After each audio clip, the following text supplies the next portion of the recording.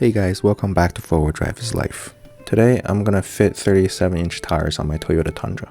Currently I'm using 35 by 12.5 times 17-inch tires.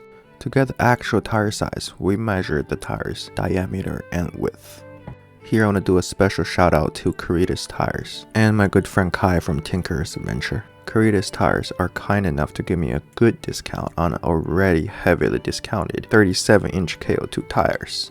If you happen to be shopping for tires, please don't hesitate to check out their website linked in the description below. And I want to thank Kai for kind enough to lend me his lift to work on my truck. If you're interested in learning about technical knowledge about off-roading, overlanding related stuff, please go check out his channel, also linked below. After taking the time to measure the tire size, the actual tire size come to 34.5 times 12.5 by 17 inch. Which is half an inch smaller than the claimed tire size. Now let's measure the 37-inch BFG KO2 tires.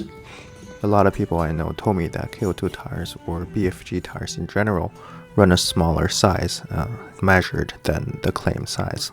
So let's see whether that's true. The actual size of the tire measured out to be 36-inch tall by 12-inch wide. This actually worked out great to me because I didn't want to deal with a lot of the rubbing issues, so a true 37 would create more of a problem for my Toyota Tundra than a 36 actual size. Just to give you an idea of my truck setup, so it's on Bilstein 5160 in the back and 6112 in the front, set at 1.9 inch lift up front. And the rear has Coach Builder plus 2 shackle, which theoretically provides about a little over an inch with empty bed. However, I do have a lot of weight in the back, so the back has probably sagged to about stock height, while the front is maybe 1.5 inch lift with all the weight I have. Okay. And the truck is on stock upper control arm and lower control arm with no body mount chop. Alignment was able to be within the spec.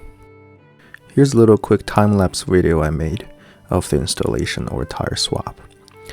Kai made it this very smart dolly to help you out with the wheel change, which is significant in terms of saving my back or our backs.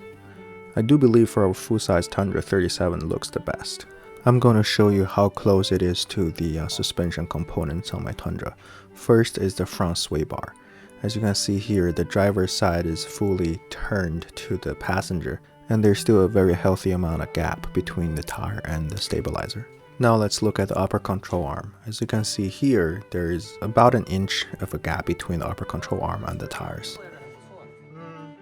While the vehicle is on the lift, we check out the clearance on each side in between the suspension components, because we're able to turn the wheels left and right and rotate it just to check for any rubbing possible.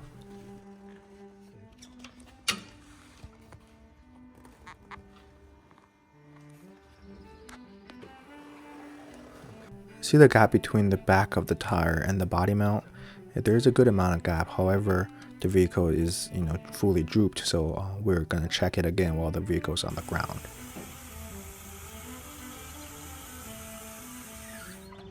Alright, now let's check again. The wheel offset plays a very important role in clearing the body mount.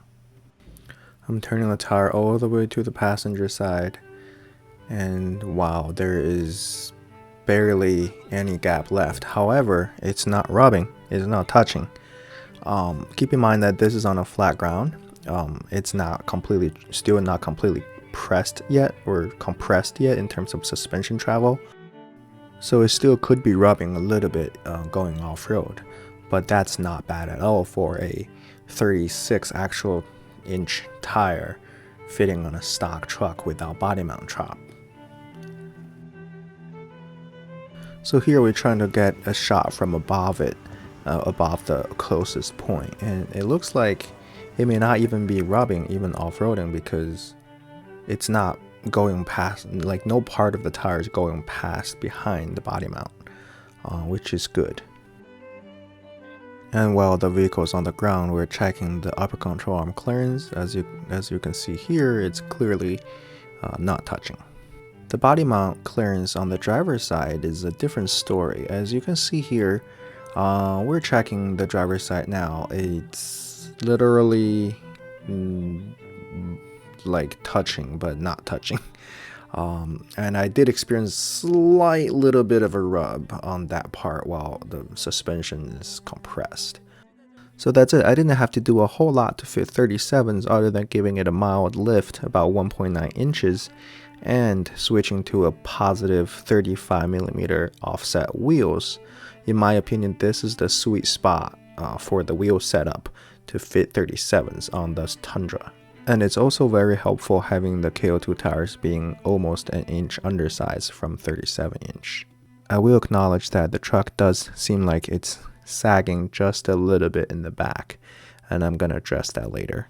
Alright, thank you guys for watching. Let me know if you have any questions in the comment below, and I appreciate a like and subscribe.